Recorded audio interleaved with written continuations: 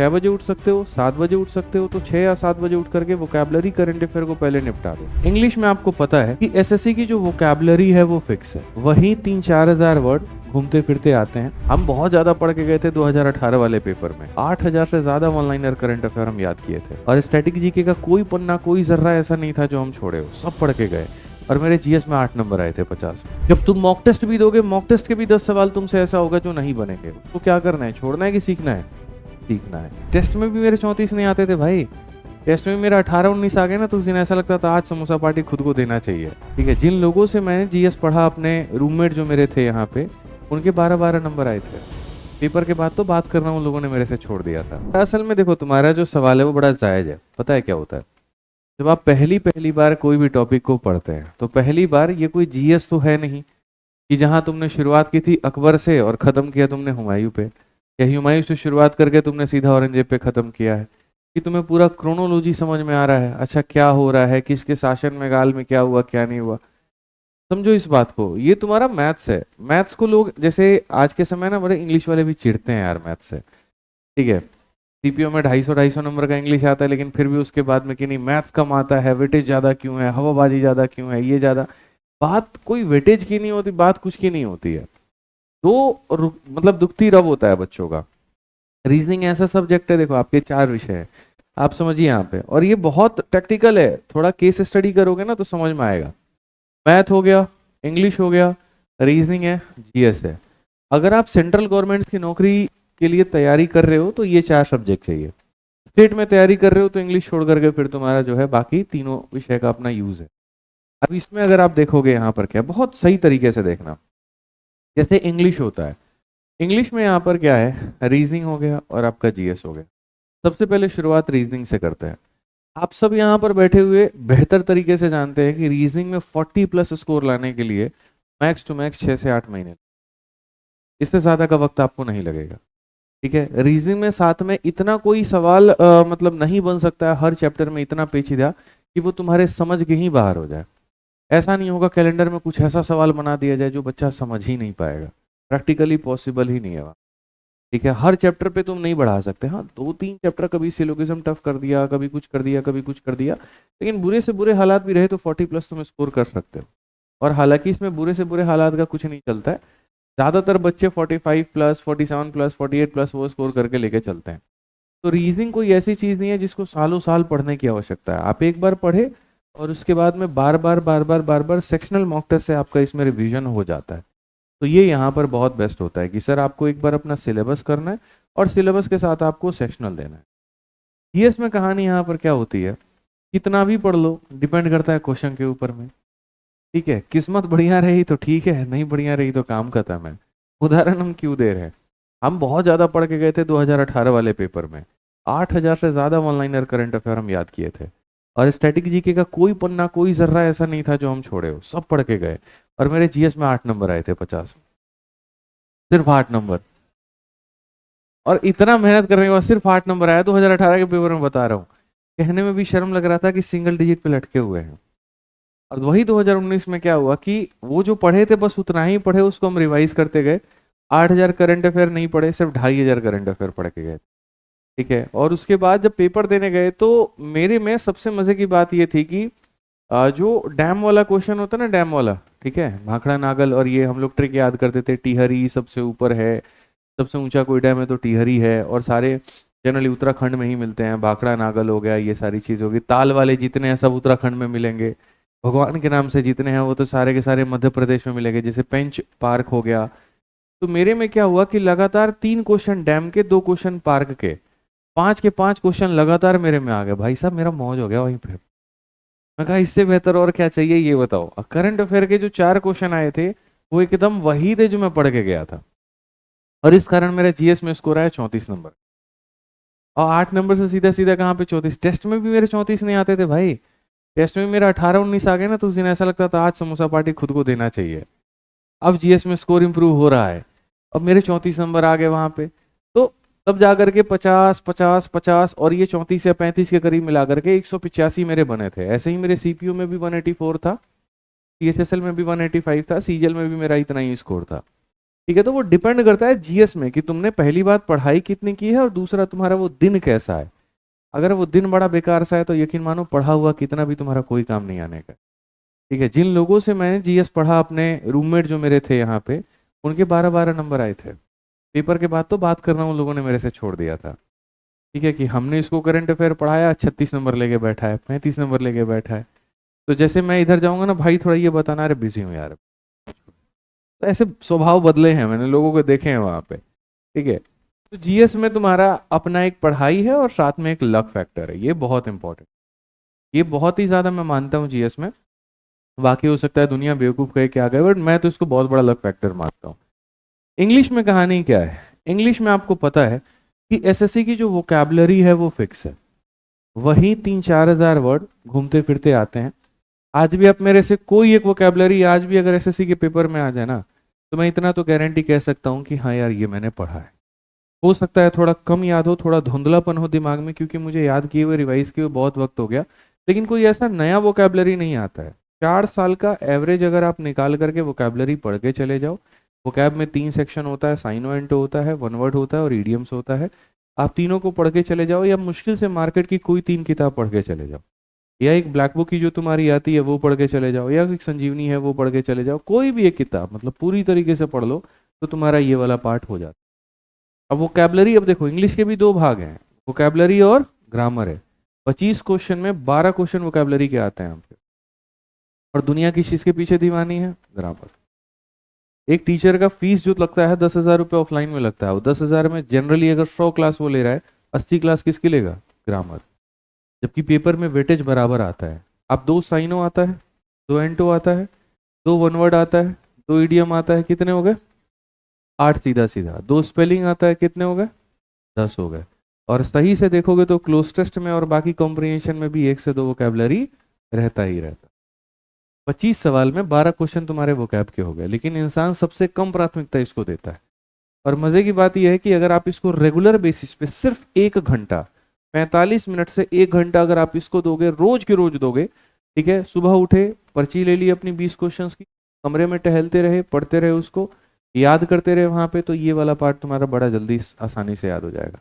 अरे कई ऐसे इडियम फ्रेजेस तो मेरे को वोकैबुलरी के नाम पे याद हो जाते थे, जैसे लीव नो स्टोन अनटर्न्ड। अब इतना समझ में आ जाता था कि यार कोई भी कोशिश करनी नहीं छोड़नी है, मतलब हर संभव कोशिश करनी है, ये इसका मतलब हो गया। फ्रॉम हियर टू देयर मतलब भागम भाग वाली जिंदगी। ठीक है, मेयर्स नेस्ट हो गए, बहुत सारे हैं, आप लोग पढ़ते होंगे तो आप लोग को पता होगा। वहां पे कई ऐसे शब्द हैं इंग्लिश के जिसके मतलब हैं, और उसी मतलब के आधार पर जो है आपका ईडियम बन जाता है। आप उसको याद कर लेते हो तो स्ट्रॉन्ग बनाओ जितना हो सकता है, बोल करके, रट करके, शब्द पढ़ कर करके, सारी चीजें यहाँ ट्रिक्स बना करके, ठीक है, वो बनाओ। अब डोलफुल शब्द है, डोली फूल गई, क्यों फूल गई भाई, फूल नहीं दिए उसको, डोलफुल हो गया, मतलब एक उदास सा चेहरा, उदास सा मन। तो ये इंग्लिश में भी बहुत मेहनत नहीं है, इसमें भी आप 40-45 प्लस आराम से स्कोर करके जा सकते हो, दिक्कत नहीं है। आता है मैथ्स का। मैथ्स में क्या है ना, पहली बात, आपको दिखता है कि आपका सिलेबस फिक्स है, लेकिन आपका क्वेश्चन फिक्स नहीं है। इसमें क्या है कि तुम्हारा एक फिक्स वे है, फिक्स पैटर्न है कि हाँ इतना ही करना है, इसमें इतना ही करना है रीजनिंग में। लेकिन मैथ और जीएस ऐसा कितना भी कर लो मेरे भाई, यहाँ पर आपको हर बार जब भी पढ़ने जाओगे तो नया लगेगा। जीएस में आप कितना भी याद कर लो, फिर से दोबारा उसके अंदर में जाओगे तो एक नई गहराई, नया सवाल, नई चीजें मिलेंगी। इसमें बच्चा ज्यादा मेहनत क्यों नहीं करता है, क्यों, क्योंकि भाई थोड़ा बहुत लक का खेल है।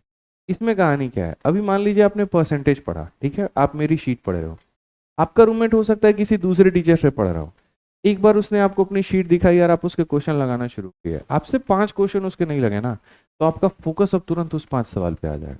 यार कैसे बनेगा बता दे एक बार, मैं गारंटी कहता हूँ यहाँ पे।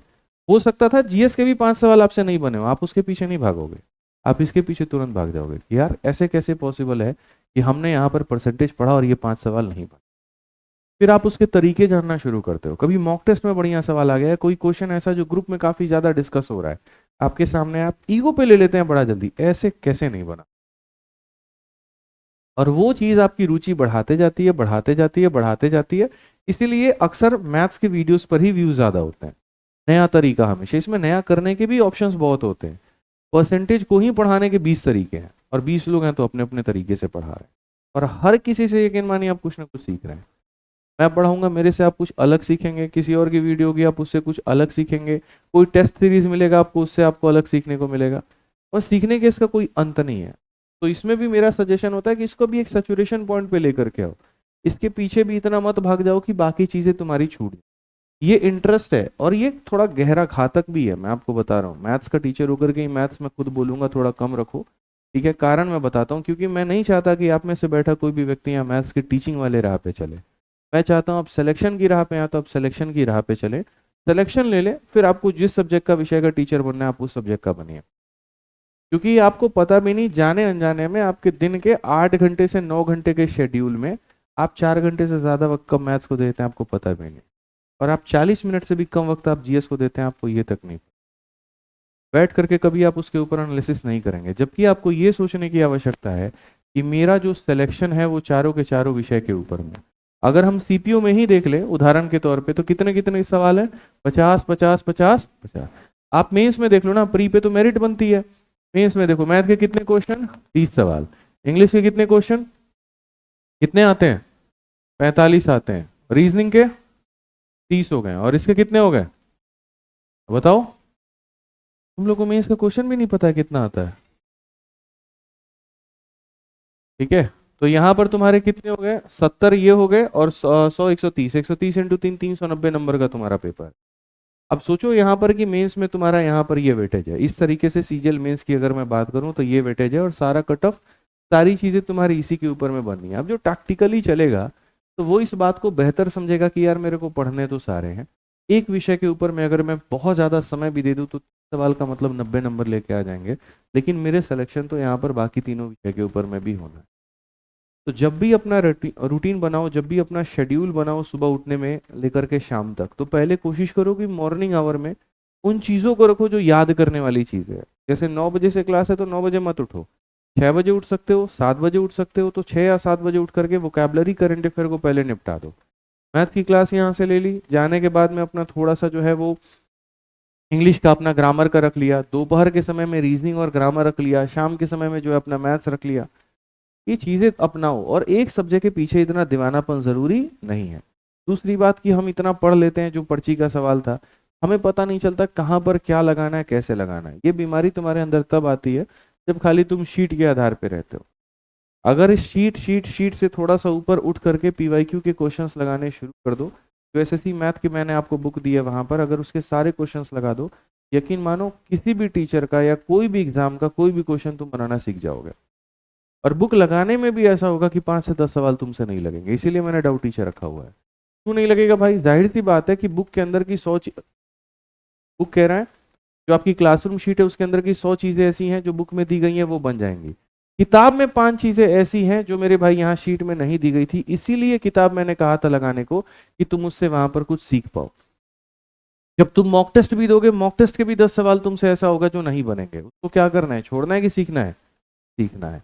किताब क्यों कहा जाता है लगाने के लिए, कि जो नहीं बना उसको सीख लो, ताकि कभी पेपर में टकरा गया तो वहां पर ये ना हो कि तुमसे नहीं बना है। तो यहाँ पर जब शीट तुम लगाते हो, पहले तो 1 से 2 बार इसकी प्रैक्टिस करो, रोज रात को बैठो 1-2 घंटा बैठो प्रैक्टिस करो, और इसके बाद में तब वहां पर अपने जो एसएससी मैथ वाली किताब है उसको लगाओ, उसको मत छोड़ो। तो ले जाकर के टेबल पे सजाने के लिए मत रखो, वहां पे कुछ नहीं होने वाला, कभी नहीं होने वाला। सिर्फ अगर शीट के दम पर रहे, यकीन मानो कुछ मैथ खाली खाली समझ समझ में आएगा, लेकिन क्वेश्चन बनाने के काबिल नहीं रहो। एक भी बंदा मेरे को ला करके खड़ा करके यहाँ दिखा दो जो ये कहता हो कि हम जो कभी प्रीवियस ईयर क्वेश्चंस की प्रैक्टिस ही नहीं। और ये काम तुमको मैथ में भी नहीं करना, मैथ में भी करना है, रीजनिंग में भी करना है, इंग्लिश में भी करना है। नहीं तो इंग्लिश में प्रैक्टिस नहीं होने का नतीजा ये होता है, नाउन पढ़ते हो तो नाउन का क्वेश्चन लग जाएगा, आर्टिकल पढ़ोगे तो आर्टिकल का क्वेश्चन लग जाएगा, अब मिक्स क्वेश्चन देंगे तो लगेगा ही नहीं, तो समझ ही नहीं आएगा यार कहाँ पे है, खोज ही नहीं पाओगे, और गलतियां तुमसे बतेरे होंगे। लेकिन जो प्रैक्टिस होती है ना वो तुम्हें इस तरीके से एकदम रिफाइंड कर देती है कि पकड़ में आ जाता है। 400-500 एरर एक बार लगा करके साथ में तो देखो, फिर देखो वहां तुम्हें एरर दिखने कैसे लगते हैं। ये थोड़ा सा ध्यान दो, अभी तुम खाली नोट्स नोट्स नोट्स के चक्कर में हो कि नोट्स मेरे बन जाएं, चीजें मेरी बन जाएं, समझ में आ जाए। अभी तुम्हारा पहला फेज है तैयारी का, अभी अभी आप लोग का जो 8 से 10 महीना चलेगा अभी खाली यही चलेगा कि हाँ आ रहे हैं, क्लास को ले रहे हैं, लिख रहे हैं, नोट्स बना रहे हैं। लेकिन इसमें बाजी वो मार जाएगा जो पढ़ भी रहा है क्लास में और घर पे जा करके पीवाईक्यू से प्रैक्टिस भी कर रहा है, उसका बहुत बेनिफिट, वो बहुत आगे बढ़े। साथ के साथ वो कोई भी पेपर भरता जाएगा ना, तो जो टॉपिक्स कंप्लीट कर चुका है उसके क्वेश्चंस वो उस पेपर में बना के आएगा। जैसे मैं तैयारी के दौरान मैंने आईबी का पेपर भरा था और उस समय सिर्फ 2 चैप्टर मैंने पढ़े थे, टीएसडी पढ़ा था, प्रॉफिट लॉस पढ़ा था। यकीन मानो आईबी का एक भी क्वेश्चन ऐसा नहीं था जो मैं छोड़ के आया हूँ। 2017 की 18 की बात थी आई थिंक उस समय। आईबी का सारा क्वेश्चन हम टीएसडी और प्रॉफिट लॉस का लगा के आए, जबकि सिर्फ 2 ही पढ़े थे। तो ये मेरा अंदर था कि भाई जब पढ़ रहा हूँ जो सब्जेक्ट ना, ये जो चैप्टर मैंने पढ़ दिए यहाँ के क्वेश्चन तो नहीं छोड़ूंगा, चाहे बाकियों के कुछ भी हो। ये अपने अंदर डेवलप करो। आप अभी नोट्स बनाओगे, स्टेज नंबर 1 सोचोगे अभी तो खाली कोचिंग जाते हैं, खाली नोट्स बनाएंगे, फिर लाइब्रेरी ज्वाइन करके सेल्फ स्टडी करेंगे, ये ऐसे नहीं चलता है काम। इस थॉट वाले कभी ना इस पार रहते हैं ना उस पार रहते हैं, बीच में लटके रहते हैं। ध्यान दीजिए इस बात को, आप लोग पढ़ रहे हैं तो साथ के साथ रिवीजन पे फोकस करिए।